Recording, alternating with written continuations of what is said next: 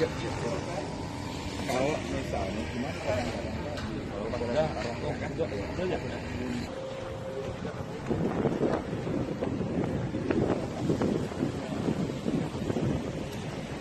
di atas ada di bawah juga ada.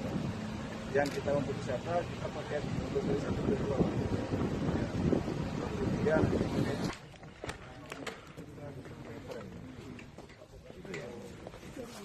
Karena dulu sering kali pakai angkutan. Iya, kalau itu kan latihan memang pun.